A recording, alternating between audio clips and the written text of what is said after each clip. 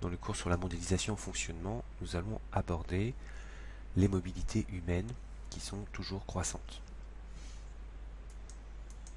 Voyons d'abord ce que l'on appelle les migrations internationales. Une migration, c'est le déplacement d'une population suffisamment durable pour nécessiter un changement de domicile. Alors comment s'organise le système migratoire mondial? On peut le voir sur ce schéma que vous pouvez recopier. Ce qu'on constate, c'est qu'il y a deux grandes zones d'accueil, l'Amérique du Nord et l'Union européenne, des zones d'accueil secondaires, Australie, Japon, Arabie Saoudite et Afrique du Sud, et trois grandes zones de départ. On remarque aussi que les flux sont de deux ordres, des flux mondiaux ou des flux plus régionaux. Donc on a des migrations à différentes échelles. Il existe différents types de migrations. On peut identifier tout d'abord les migrations économiques, souvent liées au chômage, et aussi à la différence de salaire entre les pays. On peut voir sur ces documents plusieurs exemples d'écart de salaire pour le même métier entre plusieurs pays. Je vous laisse regarder quelques exemples.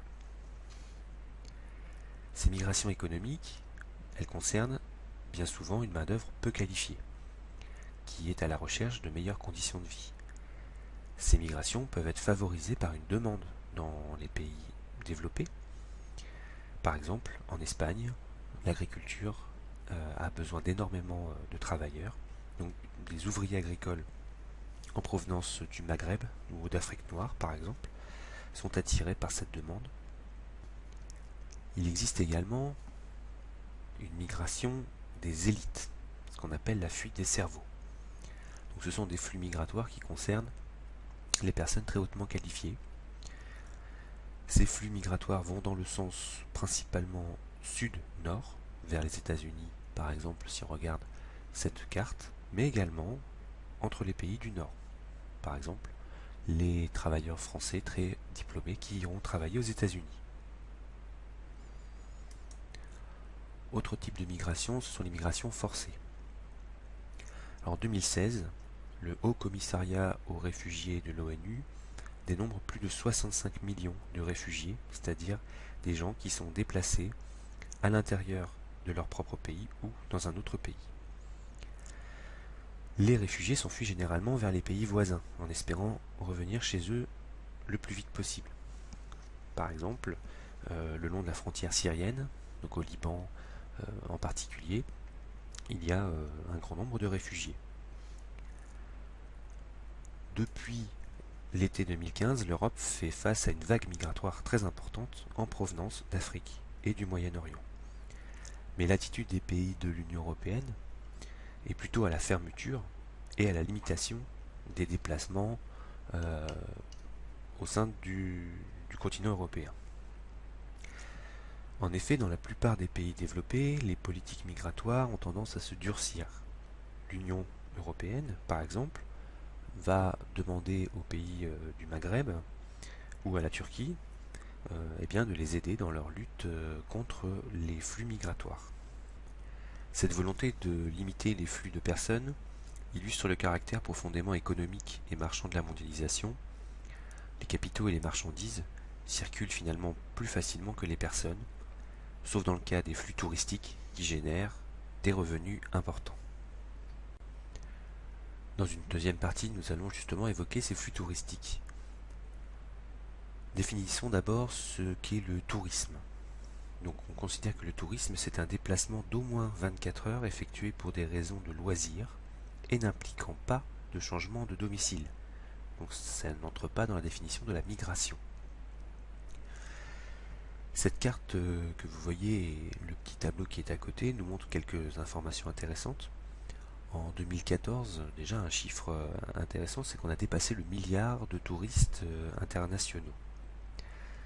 Ce que l'on peut voir sur la carte, c'est que la plupart des flux concernent encore les pays les plus riches, qui sont aussi les plus visités. La première destination touristique, c'est la France, avec en 2015 83 millions de visiteurs. Mais certains pays du Sud, pays plus pauvres, tirent également des bénéfices du tourisme. Le tourisme a en effet un poids qui est devenu considérable. On estime à environ 500 milliards de dollars par an les revenus issus du tourisme à l'échelle mondiale. Et pour la France, on estime à 45 milliards d'euros par an. Alors, les conséquences du tourisme sont à la fois positifs et négatifs. Cette activité crée des millions d'emplois, directs ou indirects. Et c'est une activité qui aujourd'hui a un impact énorme pour l'économie de certains pays. On peut penser par exemple à la Tunisie ou à l'île Maurice. D'un autre côté, le tourisme a des effets pervers, des effets négatifs, avec la défiguration de sites naturels, ou encore la pollution et la consommation des ressources, en eau notamment. Enfin, dans une dernière partie, on peut évoquer le cas des diasporas. À l'origine, le terme diaspora désigne la dispersion des Juifs dans l'Empire romain à l'Antiquité, en 70 après Jésus-Christ. Aujourd'hui, le mot diaspora désigne l'ensemble des membres d'un peuple dispersés à travers le monde. La diaspora suppose que les membres de la communauté vont conserver des liens avec le territoire d'origine, des liens économiques, des liens culturels. Sur cette carte, vous pouvez voir l'exemple de la diaspora indienne. Donc il s'agit de l'ensemble des Indiens qui se sont déplacés, installés dans d'autres pays et qui conservent un attachement culturel ou économique avec l'Inde. Une des particularités des diasporas, c'est que bien souvent, on va assister à des recompositions territoriales dans les pays d'accueil. Les communautés vont chercher à retrouver un espace géographique connu. Ici, vous avez l'exemple des Chinatown, donc des villes chinoises, entre guillemets, à San Francisco ou à Londres. Ce sont en fait des quartiers chinois dans les grandes villes. En conclusion, sur cette deuxième grande partie sur les flux dans la mondialisation, on peut dire que depuis 1945, l'économie mondiale s'est profondément transformée sous l'impulsion de politiques libérales. Les flux de toute nature se multiplient, flux matériels, immatériels ou humains, entraînant une mise en relation étroite des territoires qui fonctionnent en interdépendance.